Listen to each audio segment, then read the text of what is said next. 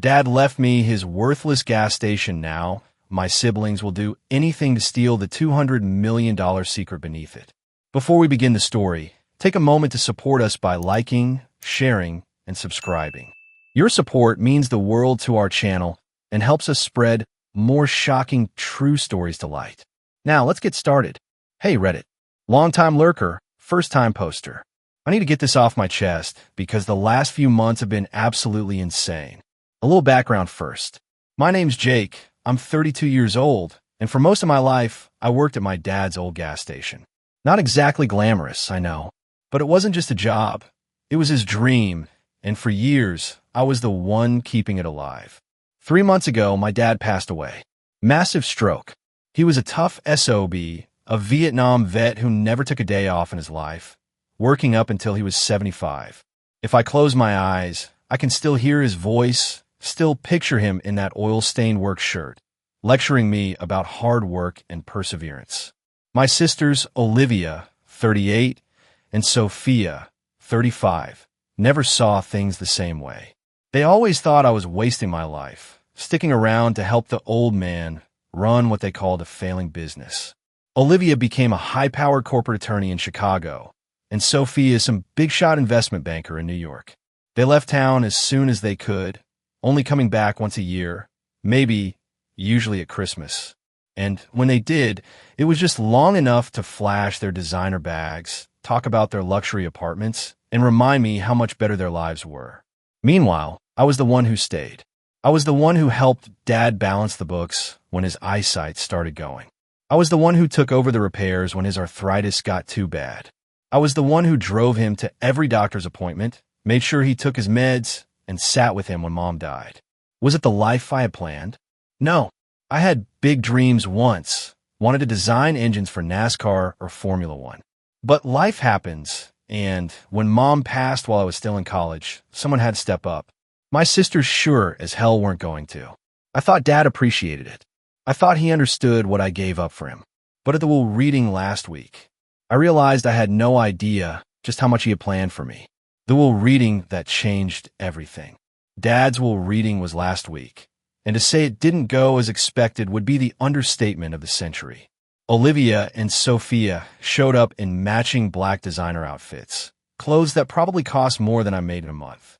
They barely acknowledged me, too busy whispering about how they'd split Dad's savings, already making plans for the lake cabin like it was a done deal.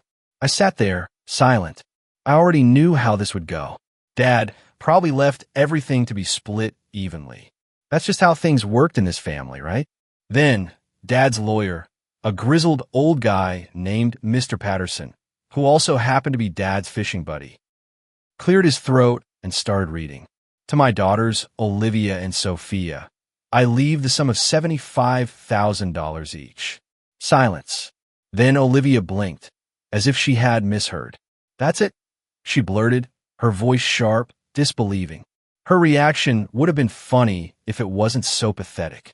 Sophia just sat there, lips pressed so tightly together they almost disappeared. But that was nothing compared to what came next. Mr. Patterson didn't even glance up as he continued. To my son, Jake, I leave my gas station, all related property, structures, and contents, along with my dog, Baxter. Dead. Silence. For a second, nobody moved. Then Olivia let out this half-laugh, half-snort. The gas station, she scoffed. The one that should have been condemned in the 90s? Sophia let out a slow breath and shook her head. Then, right on cue, the outrage began.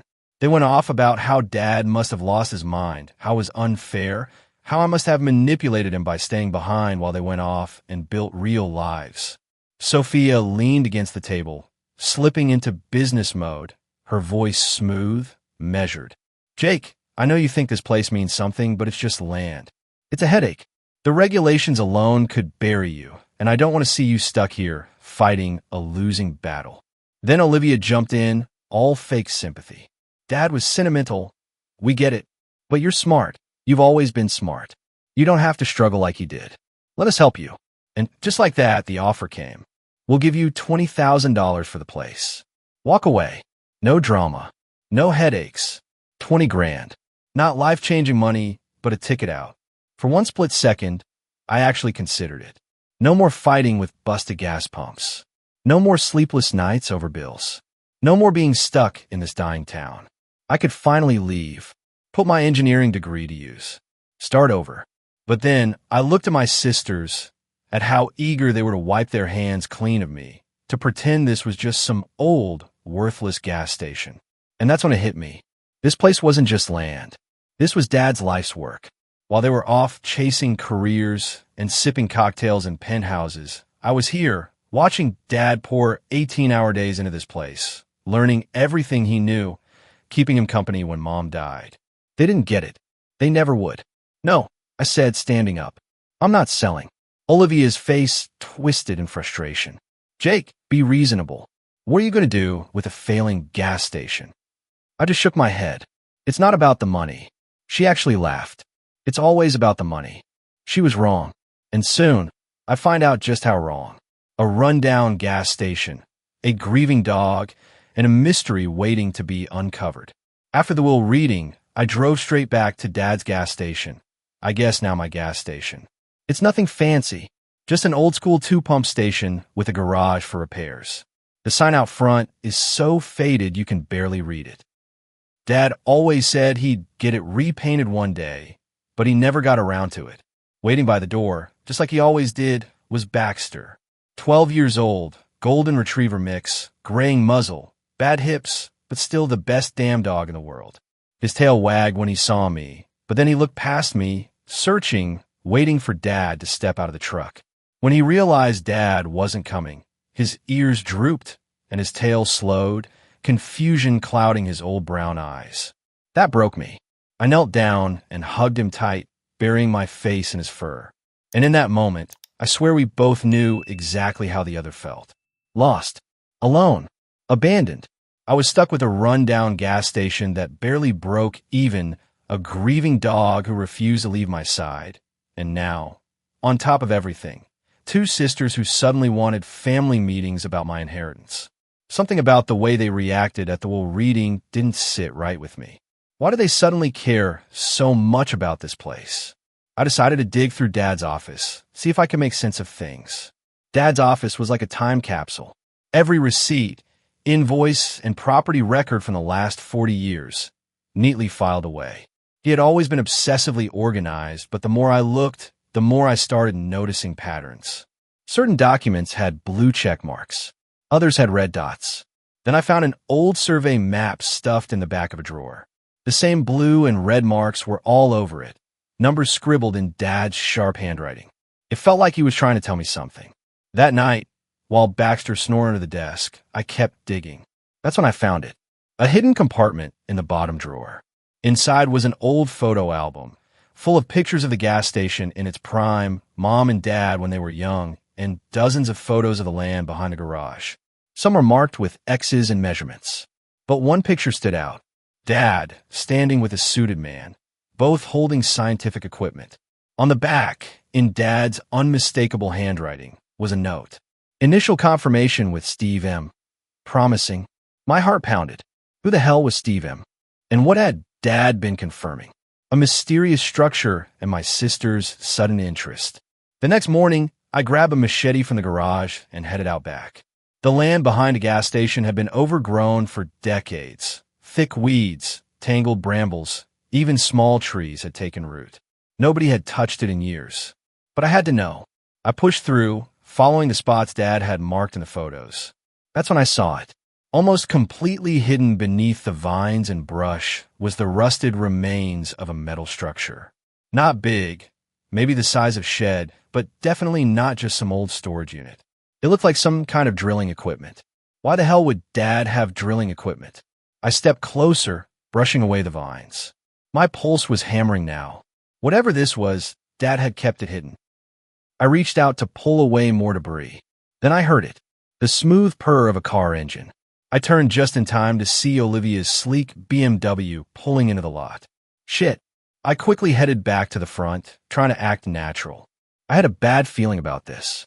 She stepped out of her car like she hated breathing the same air as this place, adjusting her designer sunglasses and scanning the gas station with barely concealed disgust. There you are. Her voice was clipped, impatient. She wasn't here for pleasantries. We need to discuss this ridiculous situation. Sophia and I have agreed to up our offer to $35,000 for the property. She gestured around like she was afraid to touch anything, her expensive purse clutched tightly to her side. I folded my arms. I already told you, I'm not selling. She laughed. Not a real laugh. A mocking, pitying laugh. Jake, be realistic. What are you going to do with a failing gas station? You can barely afford your apartment. Take the money and move on. I shook my head. It's not about the money. That only made her laugh harder. It's always about the money. Before I could respond, Baxter came limping out from the garage covered in dirt. He must have been digging out back again. Olivia wrinkled her nose. That dog needs to be put down. He's suffering. I saw red. For the first time in my life, I actually wanted to punch my sister. I clenched my fists, forcing my voice to stay level. Baxter is family. More family than some people around here. That hit a nerve. Olivia's jaw tightened. We're trying to help you, she insisted, her voice saccharine. This place is a money pit. Dad was sentimental, but you need to be practical. She left when she realized I wasn't budging, but not before saying they'd be back with a more formal approach. I had no idea what that meant, but I was about to find out. My sisters declare war. 2 days after Olivia's little visit, I was served with legal papers. Sophia and Olivia weren't just going to let this go. They had officially contested the will. Their claim? Dad wasn't of sound mind and body when he wrote it. Apparently, I had manipulated him into changing his will because I was financially dependent on him. Bullshit. The truth? Dad updated his will 5 years ago, right after his first heart attack. I didn't even know about it until the lawyer read it. I called Dad's lawyer, Mr. Patterson, who just let out a long sigh. Your father warned me this might happen. Great. Can we fight it? I asked. We can, he said, but be prepared. Your sisters have resources. They can afford to drag this out for years. Years. Exactly what I needed, a long, expensive legal battle I couldn't afford. And just when I thought it couldn't get any worse, Sophia showed up, and she didn't come alone. She brought a slick-looking guy in a tailored suit, the kind of guy who spends more on hair gel than I do on groceries. They weren't offering $35,000 anymore. We'll give you $100,000 for the property. My stomach tightened. Why the sudden jump? Sophia gave me her usual smug, businesslike smile. This is a good deal, Jake. I stared at her. You said the land was worthless. The suit cleared his throat, stepping forward with a practiced, corporate grin. We're investing in multiple properties in this area. Your father's station is in a key location for our vision. I let out a hollow laugh. Right. A key location at the dead end of a forgotten road. That makes perfect sense. Sophia didn't even flinch. Let's just say I know people. That sent a chill down my spine. I didn't take the deal. And after they left, I noticed something even more disturbing. A car parked down the street. A man with a camera snapping pictures of the gas station, especially the overgrown lot out back. The second he saw me watching, he sped off. That's when I knew. This wasn't just about the gas station. They were after something else, and I needed to find out what. They're watching me, and they're getting desperate. I wasn't about to just stand there like an idiot while some guy took pictures of my property. I jumped into my truck and tailed him. I kept my distance, watching as he took a winding route through town. Classic, I know I'm being followed moves. But I wasn't new to this. Eventually, he pulled into a strip mall and slipped into a nameless office. Frosted glass windows, no sign, no business name. Suspicious as hell. I parked across the street, snapped a photo of his license plate, and did some digging. Turns out, whoever these guys are, they've been quietly buying up half the town for the past year. Not just my gas station. Other small businesses. Empty lots. Even some residential properties. Someone was planning something big. And for some reason, they needed my land. The drilling equipment out back. And a hidden message from Dad. The next morning, I went back to that metal structure I found behind the gas station. I pushed away more of the vines and finally got a good look. It was definitely drilling equipment. Not huge, but professional. The kind geologists use to test what's underground. Why the hell would Dad need core samples? I went back inside and dug deeper in his old files. That's when I found a stack of certified letters, all from a State Department of Natural Resources. Jargon, jargon, jargon, but then one letter mentioned potential reserves, but it didn't say what kind. Then I saw a name, Steven Martinez. Steve M. The same name Dad had written on the back of that old photograph. Who the hell was Steven Martinez? And why was his name all over these geological reports? The key, the mayor, and the sudden inspection. I was knee-deep in files when I found something even weirder. A small key taped to the back of a filing cabinet. Next to it, in Dad's handwriting. When the time comes. The time for what? I tried every drawer, every cabinet, every door. Nothing. But things are getting really weird now. Because the next morning, I got a call from the mayor's office. And guess who the mayor is? Sophia's high school ex-boyfriend. The same guy she dumped for not being ambitious enough. Now he was calling me with fake politeness dripping from his voice. We've received concerns about some code violations at the station. Right?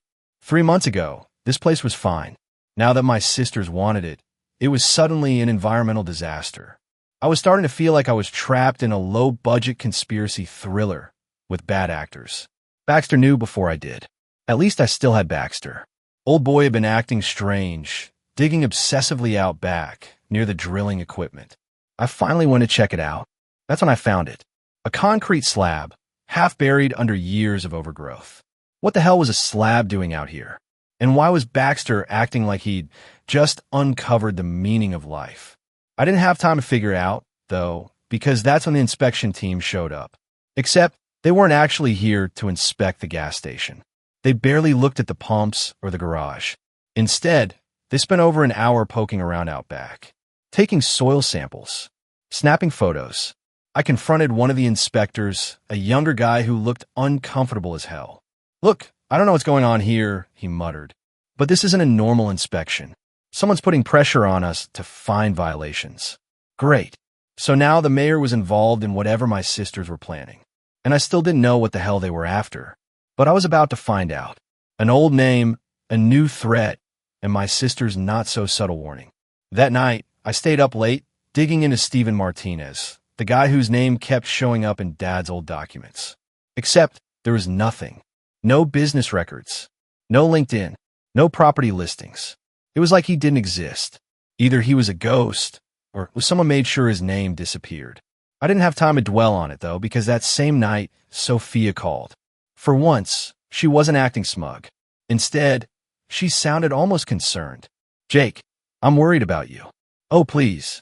The city's coming down hard. The inspectors are crawling all over the place. This is going to turn into a nightmare."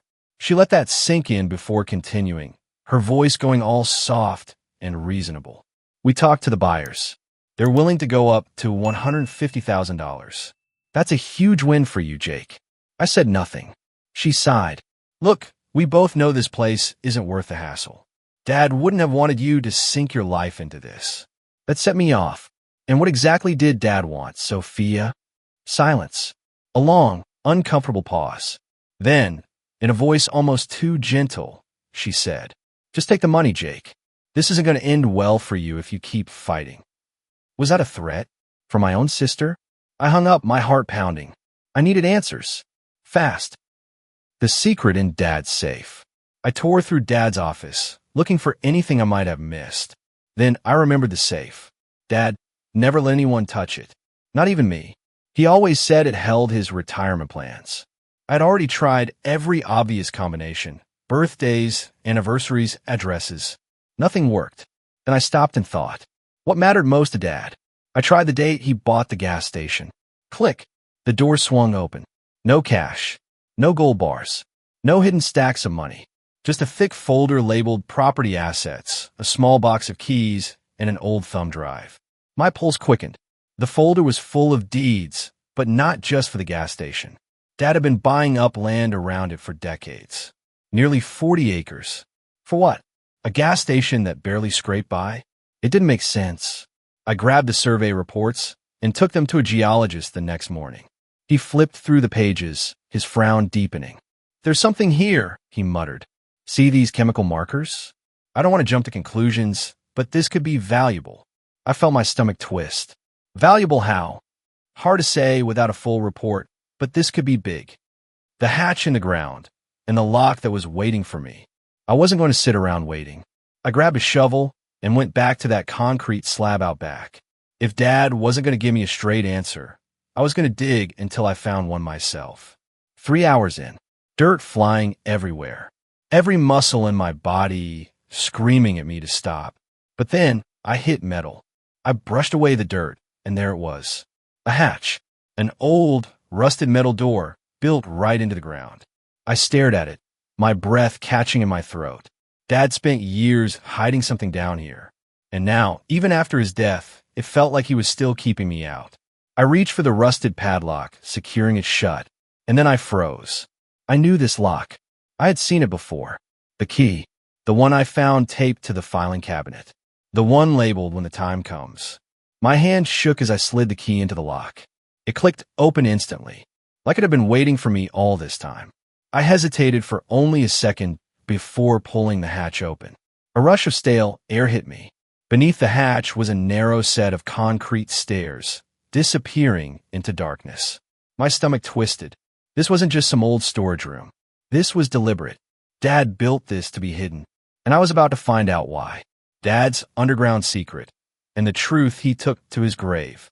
I took a deep breath, clicked on my flashlight, and started down the concrete steps. Dust swirled in the air, thick and stale, like this place had been sealed for years. At the bottom of the stairs, I found myself standing in a small, windowless room, 8 by 10 feet, cramped, cold, lined with filing cabinets. And in the center, against the far wall, sat an old wooden desk. It was covered in dust, but everything was perfectly organized, like someone had just stepped away from it. I could picture Dad sitting there, scribbling notes, checking documents, planning something. This wasn't some random storage space. This was Dad's secret office. I ran my fingers over the desktop and felt something rough. Carved into the wood was a single word. Patience. I swallowed hard. Dad wasn't a sentimental guy. If he left me a message, it meant something. I turned to the filing cabinets and started pulling open drawers. They were packed with papers, maps, geological surveys. But one folder, thicker than the others, caught my eye. It wasn't dusty like the rest. Dad must have handled it recently. I opened it and found an old newspaper clipping about lithium deposits discovered in nearby states. Tucked inside was a note from Dad. It read, "Confirmed presence. Now the waiting game begins." My heart pounded. Lithium, the stuff that powers everything from phones to electric cars. One of the most valuable resources on the planet. I yanked out a map from the folder and froze. It showed every piece of land Dad had bought over the years.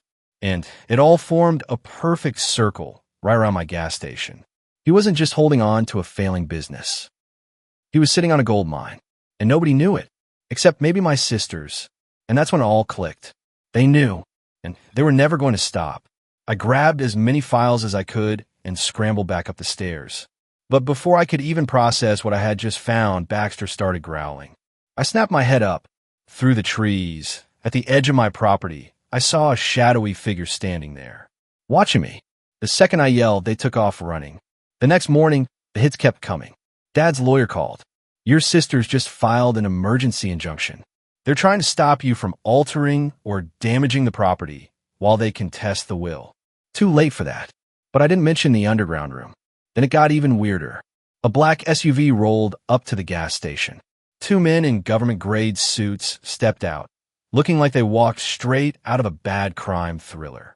They flashed vague credentials and started throwing around phrases like resource development and land viability assessments. I played dumb, but they didn't look convinced. Before they left, one of them handed me a card. "We'll be in touch." Not even an hour later, Olivia called me. "Jake, those men weren't from a state agency." Her voice was lower than usual. "Serious. They were for the guy I brought to see you. You need to be careful what you say." Was she actually trying to warn me? For the first time in my life, Olivia sounded scared. "Why are you telling me this?" I asked. A pause. Then, "Because we're still family." I almost laughed. "This is business, not personal," she added quickly. "We're just trying to make sure Dad's discovery is properly managed." That word, discovery. My stomach dropped. "You really don't know?" Do you? She murmured. And then she hit me with it. Ask yourself why a development company would offer $250,000 for a gas station on a dead-end road. The number kept going up. I had my answer. But now I had bigger problems. The final puzzle piece and Dad's ultimate plan. I didn't have time to sit around and think about Olivia's words. I had a feeling I hadn't found everything in that underground office. So, the next morning I went back down. I took my time checking every drawer, every cabinet. That's when I noticed something odd. One of the cabinets was heavier than it should be. I pulled it away from the wall, and there it was. A small locked metal box. No key in sight, but I already had a guess. I sprinted back to the gas station, grabbed the small box of keys I found in Dad's safe, and tried them one by one. Click! The lock popped open. Inside was a thick stack of documents, and, right on top, a final geological report. This one was way newer than anything else I'd found.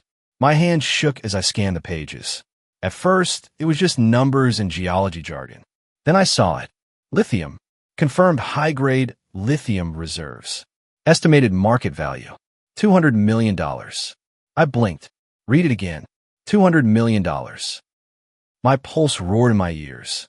Dad knew. He always knew. And he spent his whole life making sure nobody could take it from us. The secret Dad took to his grave. The more I read, the clearer it all became. Dad had been tracking lithium deposits for decades. But back then, the technology wasn't advanced enough to confirm how much was really there, or extracted efficiently. So, he spent years quietly buying up the land, securing the mineral rights one parcel at a time. He wasn't just holding on to the gas station out of stubbornness. He was sitting on a fortune, waiting for the right time. That's why he never sold. Why he spent every last dime expanding his property. And why he never told anyone. Because he knew. The second someone found out, they'd try to take it. That's exactly what was happening now. The ironclad trust, and why my sisters were screwed. As I flipped through more of the documents, I found something even more shocking. A trust document. Dad had established it 5 years ago, right after his heart attack. It transferred ownership of all the land and its mineral rights solely to me, completely separate from his will. The second he died, everything became mine, and nothing my sisters did could change that. That's why they were desperate. They knew the will could be contested. But the trust? Ironclad. Dad played the long game, and he won. Dad's final message, and my next move. Inside the metal box, I also found a USB drive. My heart was pounding as I plugged it into my laptop. A folder popped up. Inside were video files. The first was from 1979. I clicked play. Dad, young, excited, stood next to the drilling equipment when it was brand new. Just got the initial results back, he said, grinning into the camera. If this pans out the way Steve thinks it will, this could change everything for our family. I clicked the most recent video, recorded just 6 months ago. Dad looked older. Tired, but still sharp. He looked right into the camera and said, Jake, if you're watching this, then you figured it out. I always knew you would. Your sisters wanted quick rewards. You understood patience. Hard work. This is your inheritance. Not just what I found, but what I built around it. Don't let anyone take it from you. My vision blurred. For the first time since this all started, I felt like I understood him. He didn't leave me the gas station because he felt guilty. He left it because he believed in me. The war begins. The next morning, I met with Dad's lawyer. He confirmed everything. Your father wanted you to discover this on your own. He said you'd appreciate it more that way. And then he said something else. Your sisters can contest the will all they want. It doesn't matter. The trust supersedes it. They have no claim to the land or what's underneath it. I had one, at least legally. But my sisters, they weren't giving up. The attacks start, and they try to take Baxter. As soon as word got out, things went to hell. First, someone tried to set fire to the gas station. Security stopped them just in time. Then, my apartment got broken into twice. The local paper ran a hit piece about how lithium mining would destroy the environment. The article was full of anonymous sources, but I knew exactly who was behind it. Then, the final straw. Someone tried to steal Baxter. Yes, my dog. They actually broke through the security perimeter to grab him. But at 12 years old, he still had fight in him. Turns out, a 75-pound golden retriever doesn't go quietly when some idiot tries to snatch him. Security found him barking like hell, and the guy took off. That's when I knew. This wasn't just about money for my sisters anymore. This was war. My sisters' last desperate moves and why they failed. I was done playing defense. If Olivia and Sophia wanted a fight, they had one. I hired private security for the gas station. Installed cameras everywhere. Even had a guy watch my apartment 24/7 in case they tried something else. And then, Olivia showed up again. This time, she wasn't smug. She wasn't cold. She was crying. Jake, I didn't understand. I didn't know what Dad was doing. I cut her off. Save it. She blinked like she actually expected me to believe her. But then she did what she always does. She tried to spin it. We could run this together, Jake. Just like Dad would have wanted. I let out a hollow laugh. Dad very specifically did not want that. That's why you have no claim to any of this. Her tears dried up real fast. She stormed off, muttering something about how I was making a mistake. The next day, Sophia took a different approach. She blew up my phone with messages about family legacy and what Dad would have wanted. When that didn't work, she switched to threats. If you don't cut us in, we'll go to the press. You don't want Dad's dirty secrets coming out. What secrets? The worst thing Dad ever did was swear at the TV during football games. They had nothing, and they knew it. The town turns on me, and the mayor tries to save face. Now that word had spread, the entire town suddenly cared about me. The same mayor who tried to shut me down was now bragging about how he had been supporting local business development. The same neighbors who had ignored me for years suddenly wanted to be my best friends. Everyone wanted a piece of the pie, but they weren't getting one. My final move, and how I won. I knew that if I just sat on the land, my sisters would never stop. So I did the one thing they never expected. I started my own company. I named it after Dad. Hired a mining team, the best in the business. Set up a deal that let me keep 65% ownership, while a trusted partner handled the technical side. The best part? We're using the exact, low-impact, mining methods Dad had spent years researching. This wasn't just about making money. This was about doing things Dad's way. And the second word got out that I was moving forward, my sisters lost their last bargaining chip. They had no legal claim. They had no leverage. And now they had no chance. The aftermath, and where things stand now. My sisters? They disappeared. Olivia took a job overseas. Sophia went silent. They burned every bridge, and now they had nothing left to fight for. The gas station? I kept it. Not because I needed it, but because it was Dad's. And Baxter? Still here. Still following me around. I don't know how much time he has left. But after everything he's been through, he's going to live out his days like a king. And as for me, well, I was just the guy who worked at his dad's gas station. Turns out, I was also the guy who inherited a $200 million secret. And thanks to Dad, I was the guy who got to keep it.